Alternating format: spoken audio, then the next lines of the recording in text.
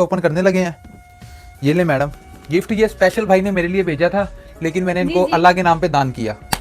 भाई देख अल्लाह के नाम पे आप लोग खुद डिसाइड कीजिएगा। अच्छा यार, एक सेकंड, बहुत ज्यादा अच्छे तरीके से यकीन करो भाई, इस भाई से ना प्यार है। ये भाई इतना को आजिज वाला बंदा लगता है और उसके बोलने में इतनी मिठास है, यानी कि ना दिल से मोहब्बत करने वाला भाई है।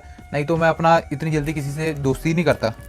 ये देखो ये भाई ने कितना प्यारा गिफ्ट बना के हमें भेजा, अपने हाथों से पैकिंग किया। और वो सबसे पहले इरफान भाई बहुत बहुत शुक्रिया, आप हमसे बहुत प्यार करते हो, हम भी आपसे बहुत प्यार करते हैं माशाल्लाह।